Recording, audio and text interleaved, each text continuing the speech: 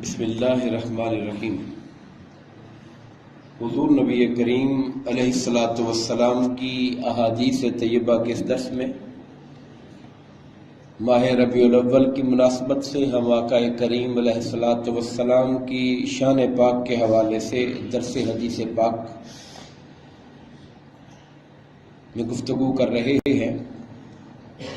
حضور نبی کریم علیہ الصلاۃ والسلام کے خصائص کے حوالے سے ہم بات کر رہے ہیں، اور ان خصائص میں اخروی زندگی اور قیامت کے دن کے خصائص کے حوالے سے ہم بات کریں گے۔ ترمذی شریف کی حدیث نمبر 3616، صحابہ کرام مسجد نبوی کے اندر بیٹھے انبیاء سابقین کا ذکر خیر فرما رہے تھے کہ حضرت ابراہیم علیہ السلام کو اللہ تعالیٰ نے اپنا نبی بنایا اور ان کو اللہ تعالیٰ نے یہ مقام عطا فرمایا، ان کا ذکر کیا۔ صحابہ کرام آپس میں بیٹھے تذکرے کر رہے ہیں انبیاء کرام کے کہ حضرت موسیٰ علیہ السلام کو اللہ تعالیٰ نے یہ شان بخشی، کلیم اللہ بنایا ان کو، ان کے ہاتھ میں ڈنڈا ایدھا بن جایا کرتا تھا۔ حضرت عیسیٰ علیہ السلام کا ذکر کیا کہ وہ روح اللہ تھے، اللہ پاک نے بغیر باپ کے پیدا کیا، مردوں کو زندہ کر دیا کرتے تھے۔ یہ تذکرے ہو رہے تھے تو حضور نبی کریم علیہ الصلاۃ والسلام اسی لمحے اپنے گھر سے مسجد میں تشریف لائے اور آقا نے فرمایا کہ میں نے تمہاری باتیں سنی ہیں، تم نے جو کچھ ذکر کیا ان انبیاء کے بارے میں یقیناً وہ ایسے ہی ہیں، اللہ نے یہ شانیں ان کو عطا فرمائی ہوئی ہیں۔ الا مگر خبردار غور سے سنو، وَأَنَا حبیب اللہ، میں اللہ کا حبیب ہوں، ولا فخر، اور مجھے کوئی فخر نہیں اس بات کے اوپر۔ وَأَنَا حامل لواء الحمد، اور قیامت کے دن اللہ کی حمد کا جھنڈا اٹھانے والا میں ہوں گا، میرے ہاتھ میں اللہ کی حمد کا جھنڈا ہوگا اور ساری کائنات میرے جھنڈے کے نیچے ہوگی۔ ولا فخر، مجھے اس پر فخر نہیں ہے۔ وَأَنَا أَوَّلُ شَافِعٍ، اور بروز قیامت میں پہلا شخص ہوں گا جسے اللہ تعالیٰ اذن شفاعت عطا فرمائے گا۔ وَأَوَّلُ مُشَفَّعٍ، اور سب سے پہلے میری شفاعت ہی بارگاہ خدا بندی میں قبول کی جائے گی۔ ولا فخر، اب میں یہ بات فخر کے طور پہ نہیں کہہ رہا۔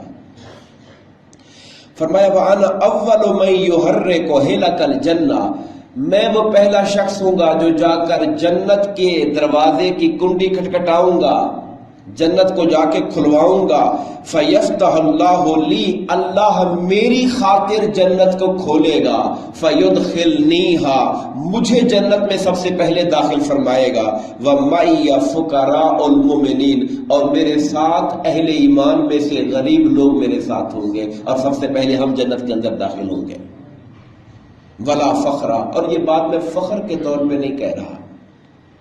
وَأَنَا أَكْرَمُ الْأَوَّلِينَ وَالْآخِرِينَ، اور اللہ تعالیٰ کی مخلوقات میں جو اول گزرے پہلے اور جو آخر میں آئیں گے ان سب میں اللہ نے مجھے سب سے زیادہ عزت والا بنایا ہے۔ ولا فخر، اور میں یہ بات فخر کے طور پہ نہیں کہہ رہا۔ یہ حدیث پاک ہے ترمذی شریف کی۔ اس سے تو یہ معلوم ہوا کہ آقا نامدار علیہ الصلوۃ والسلام کی شان پاک کا بیان اور بطور خاص قیامت کے دن کی شان کا بیان خود حضور کی اپنی سنت ہے، یہ الفاظ خود حضور فرما رہے ہیں اپنے بارے میں۔ جہاں تک دیگر ہم خصائص کا ذکر کرتے ہیں، ترمذی شریف کی حدیث نمبر 3610، قبر انور جب پہلا سور پھونک دیا جائے گا اور دوسرا سور پھونکا جائے گا جب لوگ کھڑے ہوں گے تو آقا فرماتے ہیں انا اول الناس خروجا اذا بعثوا، جب مرنے کے بعد لوگوں کو اٹھایا جائے گا تو میں سب سے پہلا فرد ہوں گا جو اپنی قبر انور سے سب سے پہلے اللہ تعالیٰ کی بارگاہ میں پیش ہوں گا۔ یہ خصوصیت آپ کی ہے کہ قبر انور سے سب سے پہلے آپ کو اٹھایا جائے گا۔ پھر فرمایا کہ جب سنن دارمی کی حدیث پاک ہے، حدیث نمبر 94، فرمایا کہ جب میں اٹھوں گا تو 70,000 ملائکہ رب کائنات میرے ساتھ کر دیں گے، ان کے جلوں میں اور ان کے جھرمٹ میں میری سواری رب کائنات کی بارگاہ کی طرف جائے گی۔ 70,000 ملائکہ میرے ساتھ ہوں گے، اور غالباً یہ وہ 70,000 ملائکہ ہے وہ جن کی ڈیوٹی صبح اور جن کی ڈیوٹی شام آقا کی بارگاہ میں سلام پیش کرنے کی ہے۔ جب وہ دن آئے گا اور وہ سلام کے لیے آئیں گے اور قیامت کا دن کا بگل جب بچ جائے گا اور قبروں سے لوگ اٹھیں گے، سلامی دینے والے ملائکہ حضور کو لے کر عرش الہی کی جانب چلیں گے۔ یہ حدیث پاک کے اندر بات ہے۔ اور پھر فرمایا، مستدرک للحاکم کی حدیث پاک ہے 4727، فرمایا جب قیامت کے دن اٹھیں گے انبیاء کرام کو اللہ تعالیٰ سواریاں دے گا، اور ان کی سواریاں جس طرح کسی کو گھوڑا، کسی کو اونٹ، کسی کو کچھ ہوگا، مگر رب کائنات میری خاطر جنت کا براق منگوائے گا اور مجھے براق پر سوار کرایا جائے گا، اور حضرت صالح علیہ السلام کو ان کی اونٹنی پہ سوار کرایا جائے گا۔ اور یہ بھی احادیث میں آتا ہے کہ دنیا میں جو حضور کی اونٹنی تھی اسبا، اس پر سیدہ کائنات سیدہ فاطمۃ الزہرا رضی اللہ تعالیٰ عنہ کو سوار کرایا جائے گا، اور حضور کے لیے جنت سے براق آئے گا۔ اور پھر آقا فرماتے ہیں خصوصیات میں سے یہ ہے کہ قیامت کے دن جس طرح ہم نے عرض کیا کہ حمد کا جھنڈا ہمارے آقا کی ہاتھ میں ہوگا، یہاں فرمایا کہ تمام نوع انسانی کا جو قائد ہے اس دن وہ اللہ تعالیٰ قیادت کا منصب مجھے عطا فرمائے گا۔ وَأَنَا قَائِدُهُمْ إِذَا وُفِدُوا، جب لوگ وفد بن کر اللہ کی بارگاہ میں پیش ہوں گے تو میں ان کی قیادت کرنے والا ہوں گا۔ یہ حدیث پاک ہے سنن دارمی کی حدیث نمبر 48، فرمایا انا سید ولد آدم یوم القیامہ، قیامت کے دن اولاد آدم کا میں سردار ہوں گا۔ یہ حدیث پاک مسلم شریف کی ہے 2278۔ اور پھر یہاں تک فرمایا مستدرک میں ما من احد الا هو تحت اللواء یوم القیامت ينتظر الفرج، اس قیامت کے دن کوئی بندہ ایسا نہیں ہوگا مگر جو بھی اللہ تعالیٰ کی بارگاہ میں اس دن کرم کا امیدوار ہوگا وہ میرے جھنڈے کے نیچے ہوگا اور اللہ کی رحمت کا انتظار کر رہا ہوگا۔ بارگاہ عزتی میں آقا فرماتے ہیں کہ سب سے پہلے سجدہ کرنے کی مجھے اجازت دی جائے گی، میں اللہ کی بارگاہ میں سجدہ ریز ہوں گا اور اللہ تعالیٰ کی ایسی حمد کروں گا اور ایسی ثنا کروں گا، بلکہ الفاظ یہ ہے کہ اللہ میرے دل میں اپنی حمد کے وہ کلمات ڈالے گا جو نہ مجھ سے پہلے کسی کو دیے گئے نہ میرے بعد کسی میں دیے جائیں گے، اور اللہ تبارک و تعالیٰ خود آپ کو سجدے سے سر اٹھانے کا حکم عطا فرمائے گا۔ یہ مسند امام احمد بن حنبل کی حدیث پاک ہے 21785۔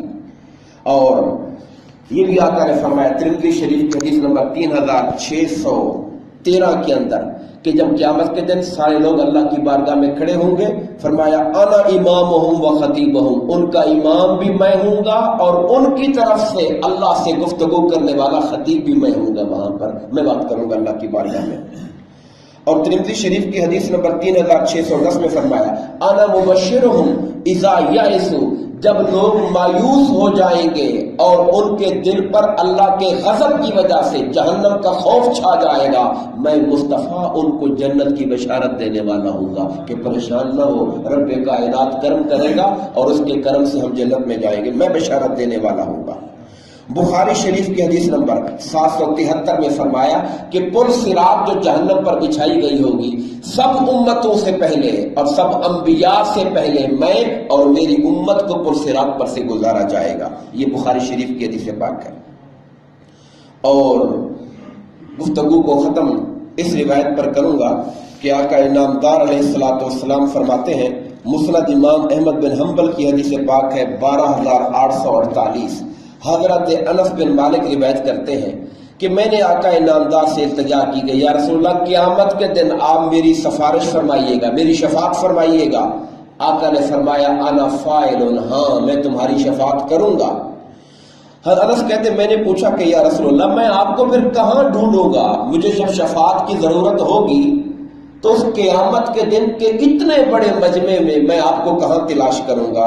فرمایا آقا انعامدار نے اگر مجھے ڈھونڈنا ہو تو سب سے پہلے مجھے پل صراط پہ آ کے ڈھونڈنا، میں وہاں پر ہوں گا۔